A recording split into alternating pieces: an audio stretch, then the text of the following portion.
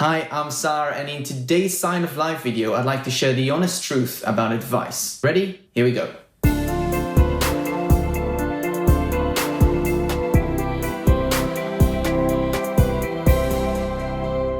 Don't get married until you're at least 30 years old. That's a sentence someone once told me. It was a month or two after I started dating a girl which I fell in love with. The person who said it was a colleague at work. He was about 45 years old at the time and I was only 20. He said, "Don't settle down, date other women too, have some fun. This is the peak of your life." Now this whole conversation started when I was asked whether I'm thinking of marrying this wonderful girl.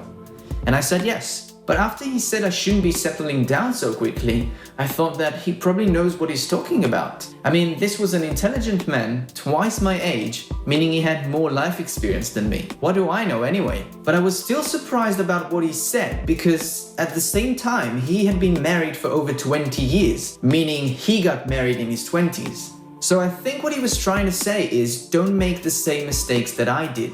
A few hours later, I was working with another colleague who was present in that earlier conversation. He was also in his 40s and had been married for about 20-25 years. Suddenly, he says, "I would also like to talk to you about that girl you met." And I was convinced that he's just gonna give me another explanation why I shouldn't settle down so quickly. But then he said this: "A few weeks ago, I saw something in your eyes which I've never seen before. It was some kind of a sparkle. It was like your eyes were brighter than ever before." It was in that moment when he told me about this girl you met. And it reminded me of how I felt when I first met my wife and what I still feel to this day. As you probably imagine, my face turned red and I was smiling, but I didn't say a word. And then he said, "You can't fake this feeling. It has to be real. It has to be pure. And if I'm right about this, then don't listen to what the other guy said. Just go for it." If you're wondering now, this story has a good ending. Ready? Hi! The girl I dated back then is now the woman I'm lucky enough to share my life with.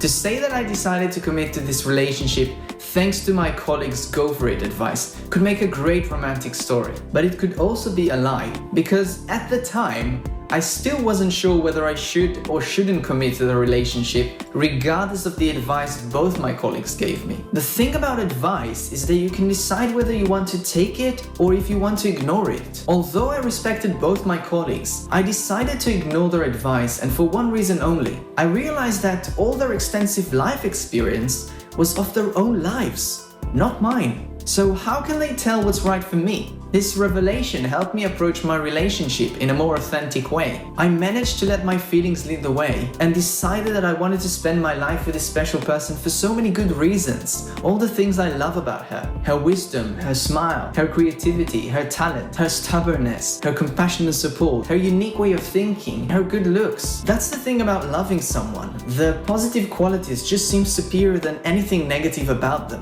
The advice I was given by the first colleague is based on his life, his story. And that's really the thing to remember. His view is based on everything he experienced. And that's true for the second colleague as well. He was happily married to the first woman he ever fell in love with. So it made sense for him to advise me to do the same. This really is one of the most fascinating things about our nature. We believe that everything we know and everything we experienced is the absolute truth. Just think about it. The right and wrong we believe in are based on our own stories. But life is more complex than that. What's true for me might not be true for you. And you know what? That's fine. We have to embrace the fact that while we're all part of the same species, each and every one of us is different. No one can really and totally understand what you're going through in life. We can only reflect upon a similar situation from our own lives and try to explain the emotion we felt or the action we took. So when someone says to you, "I know what it feels like," they probably don't. We're all individuals and our lives are based on our own choices. We decide whether to take an advice or simply ignore it. And of course, we should listen to what others have to say. That's how we learn. That's how we improve and become wiser. But at the same time, it's important to remember that there is no absolute truth for all of us. So how do we proceed? First, we must learn to trust ourselves. Listen to the messages your brain sends you, what you feel, what you think. It all means something. You probably know what's right for you. Cherish those feelings. And then, if asked, we can advise with caution, because the wisdom we share is based on our life only. So hey, don't take my word for it. It's just my personal advice. Thank you for watching today's Sign of Life video. I really hope you enjoyed it, and I want to ask you, Do you tend to give a lot of advice? Let me know in the comment section below. Subscribe and hit that bell button if you want to see more Sign of Life videos. Check the description below for my Medium's article about advice. And don't forget, it's never too late to fulfill yourself.